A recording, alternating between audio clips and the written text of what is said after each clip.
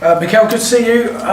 There's lots going on today, but let's start with your team. Let's start with some team news, shall we? There's a few injuries, not as many as there's been previously, but can you give us an update on Martin, on Bukayo, Max, and also Leo came off late in that game against Sunderland? Yeah, Max is still not available. The rest we will see when we make the medical meeting. How's Max doing in his recovery? He's doing very well. I think he will be with us in a week or so, and then he just needs to pick up the rhythm and be available for us. And I saw Mikel posted a picture across his socials, had his operation.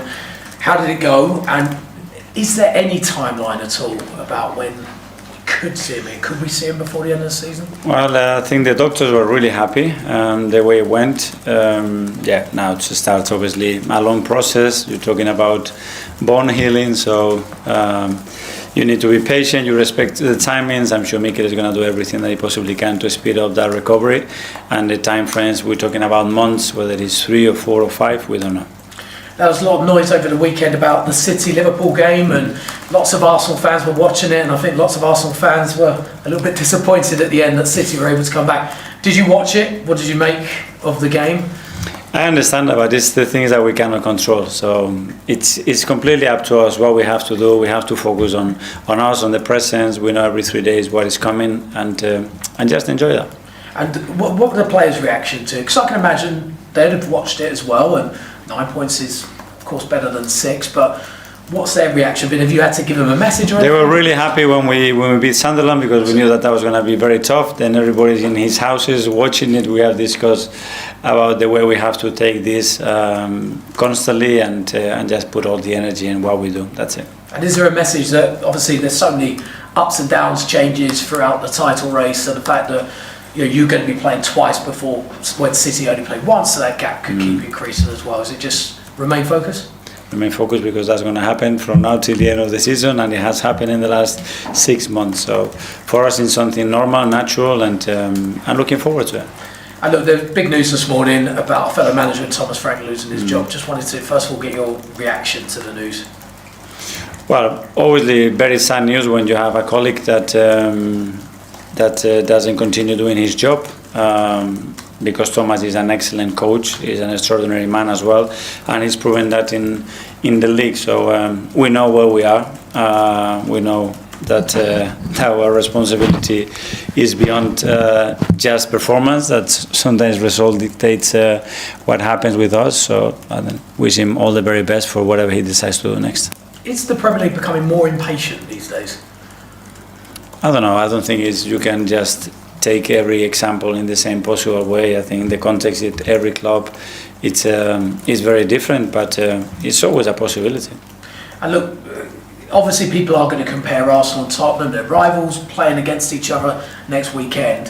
When you look at the two clubs, that since you've joined Arsenal, Tottenham have had 8 different managers in the dugout in that time. Is there an argument of what you're doing, that stability, time, patience, first of all, the success that can bring, and second of all, what's been the key to maintaining that stability, not just from the players' stuff, but it's also throughout the whole club as well? Yeah, but I think every era is different at every club, because we have in this Premier League 2 of the most iconic managers with Arsene and Sir Alex as well for so many years, and then that scenario changed a lot from both clubs. So I don't know, it depends on many factors. In my opinion, the first one is if you have the players right behind you and they enjoying what they do and they believe in what you do, is a big thing. And then you have to win a lot of games, because at the end, if you don't do that, you're not going to continue in the job, and that's the reality of our job. Thanks, Mikel.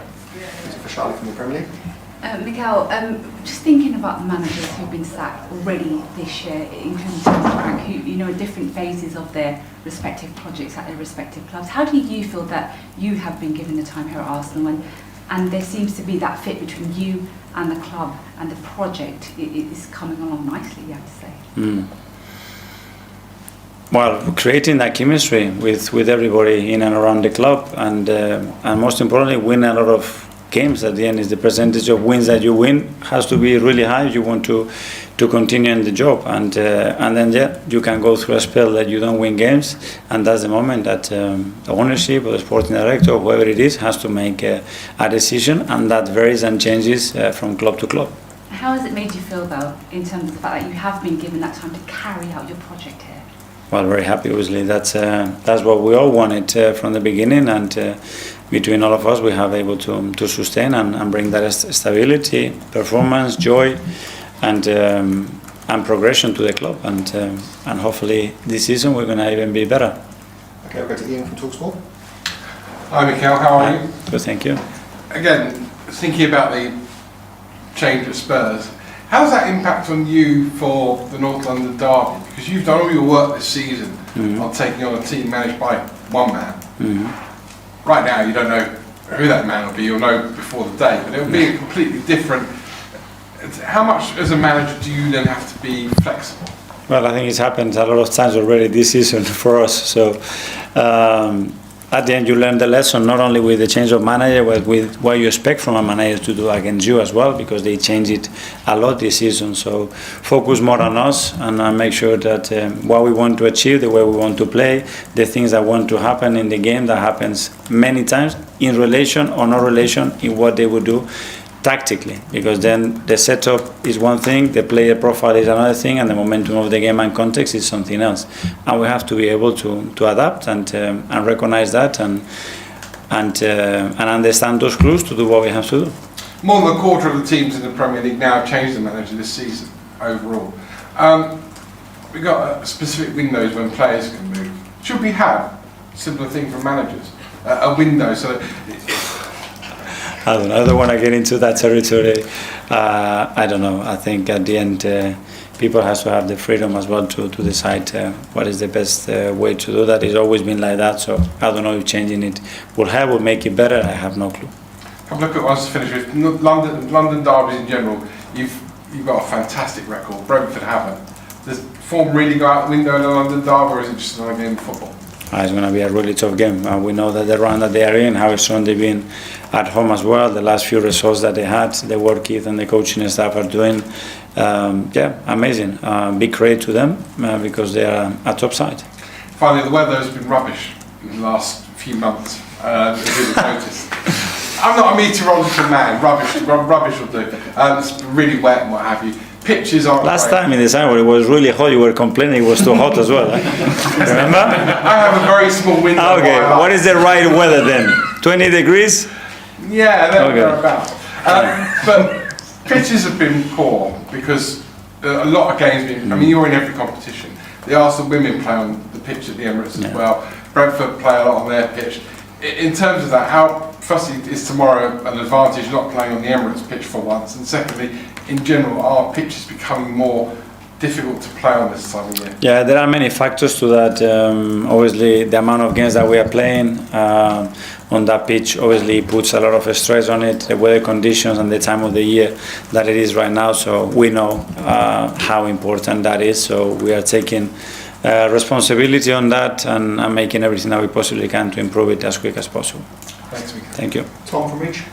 Hi Mikel, I enjoyed the interview that you did with the amateur coach Alex Lodge recently. I enjoyed it too.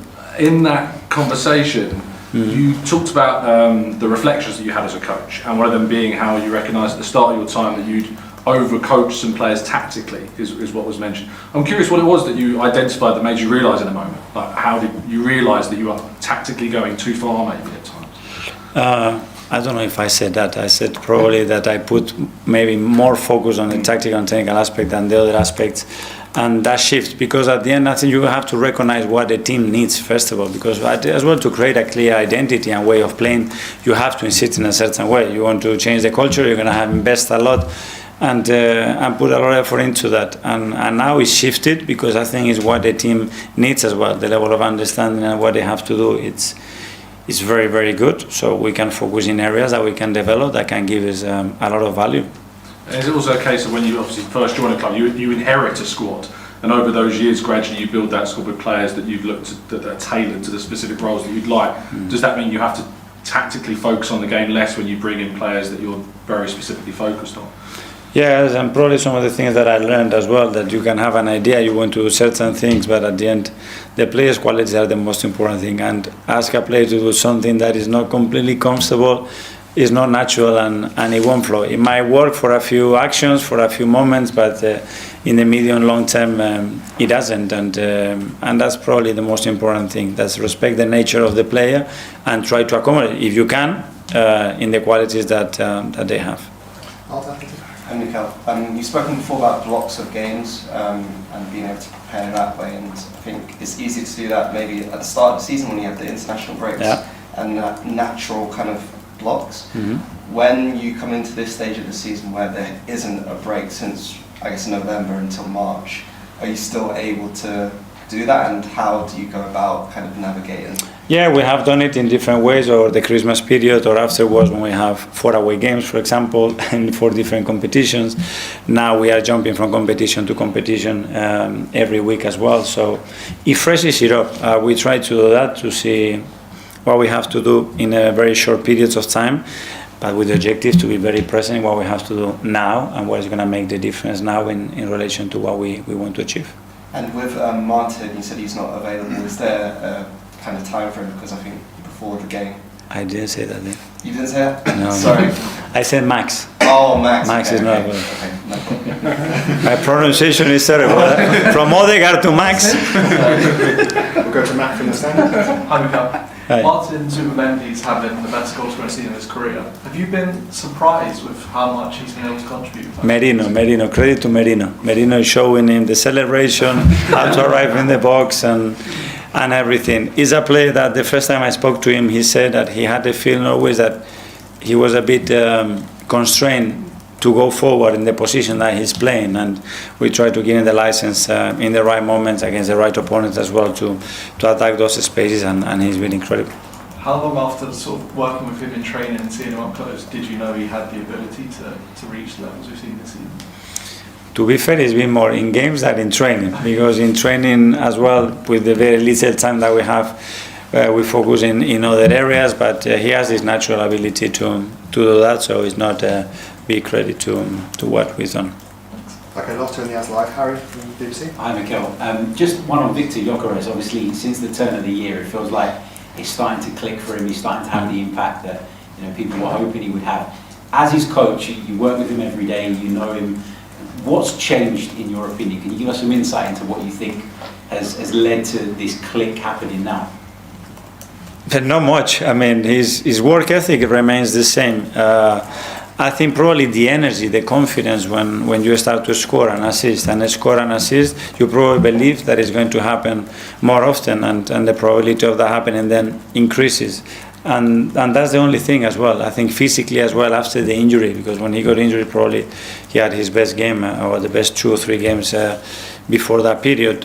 When he got himself again fresh and available and training and a sequence of good matches there, I think everything lifted and now it's clicking.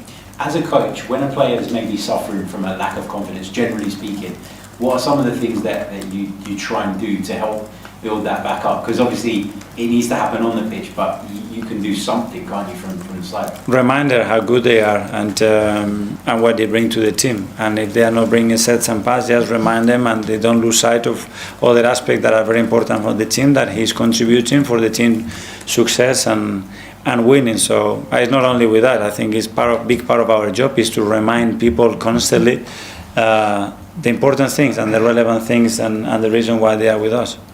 Phil PA. Hi, Mikel. I appreciate earlier you said that obviously if you don't win a lot of games, you're basically vulnerable as a manager.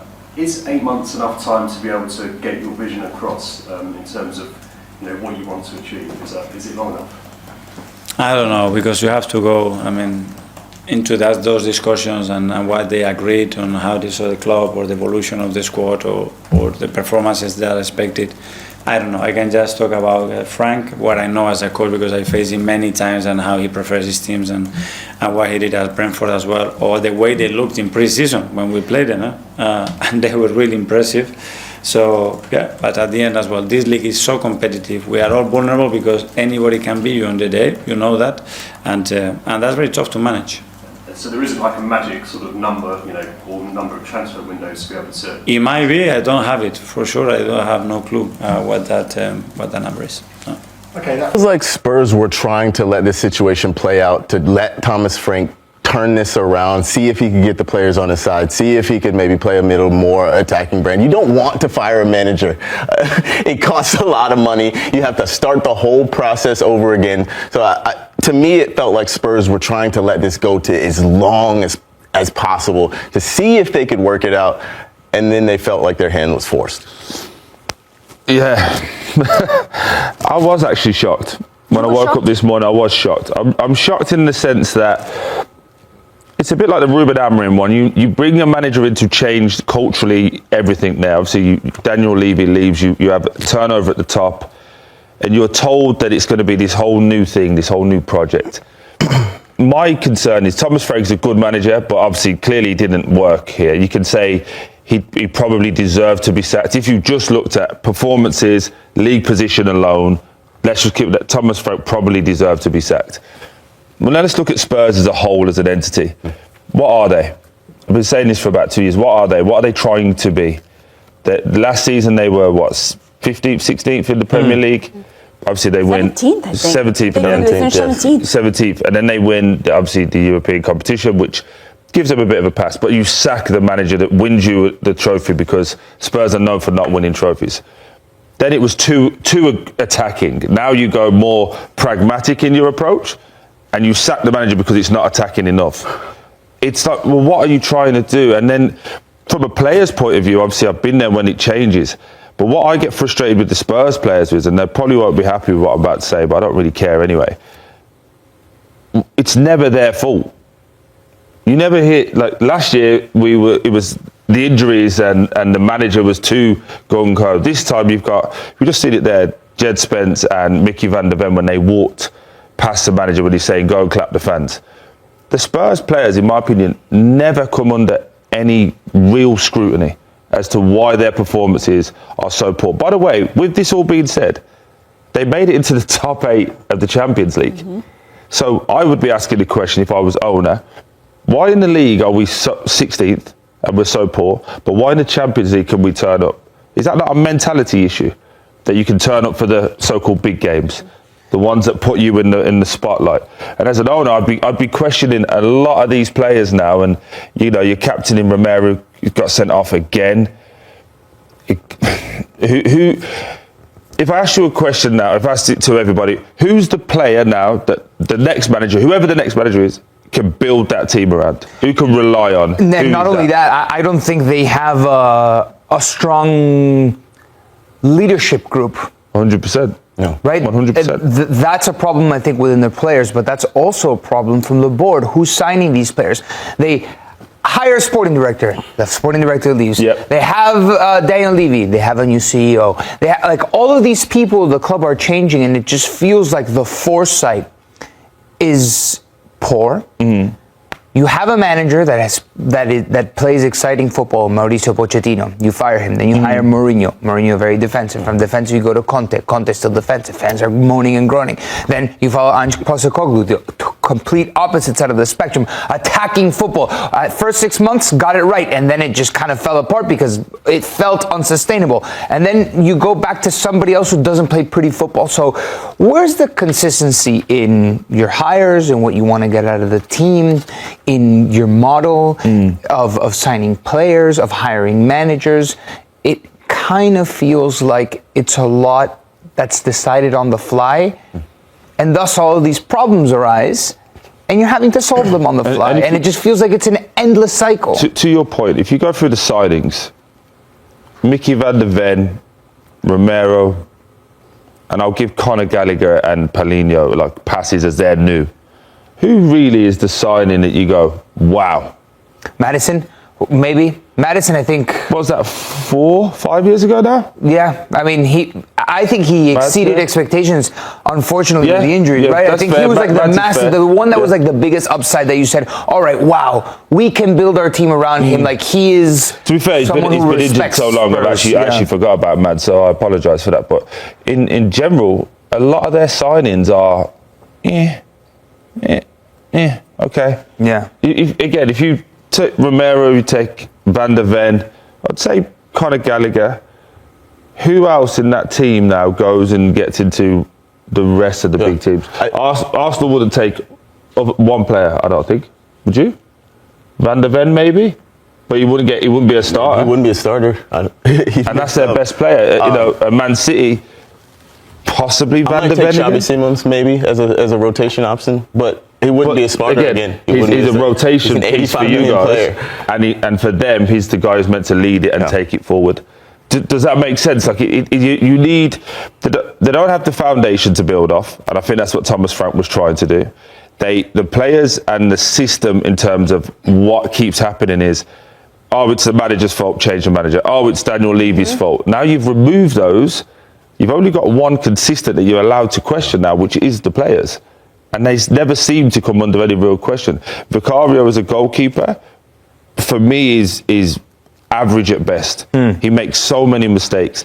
Doesn't give you confidence. And concedes a lot. Concedes a lot of goals. You, David, not sure if you. And so does this man here, Michael Dawson is on. Michael, thanks again for coming on. I know you had your say last night after Tottenham lost. What's your initial reaction to this? And did you think it was inevitable? Good morning, guys.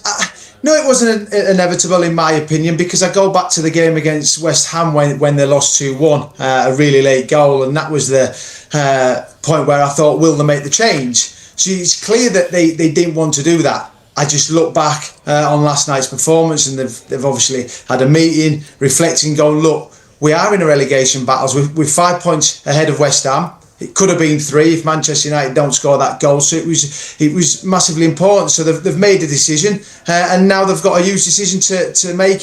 Who comes in? I hear everyone talking about interim. We don't know.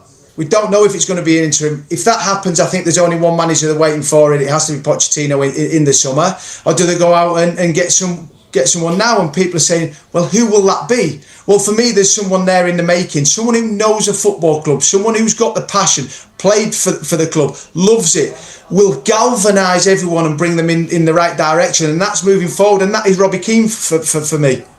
So on Robbie Keane there, he's currently in a job. So, I mean, you've said there, as a permanent it would be, because there's no way he's coming in as interim. He's not leaving a full-time job to be interim to the end of the season, is he? I can't imagine that, leaving Ferencvaros, joint top of the league, in the knockout stages in the Europa League. So you think, I don't know too many managers that would leave when you've got a contract there to go for an interim. But why not give him it on a permanent basis? They've tried Jose, they've tried Conte, they've tried Thomas Frank, and let me tell you, I was someone that was all in for Thomas Frank, and I think I won't go away from that the job he did at Brentford was outstanding, and he deserved an opportunity. And I'm disappointed for him because I'm a big admirer of him. I think he's been dealt a really hard hand with the amount of injuries that they've had. I mean, I can go through the list of Kulusevski, Kudos, Solanke's back, Maddison, Bergvall, Danzo, Bentancur, Porro, Udogie. The list goes on. I've wrote a list as long as my arm. So he's been dealt with this. But we're in an industry where you have to win football matches. And he's won one game in 11. The last win was December the 28th against Crystal Palace. And he understands that. He knew he had to bring wins.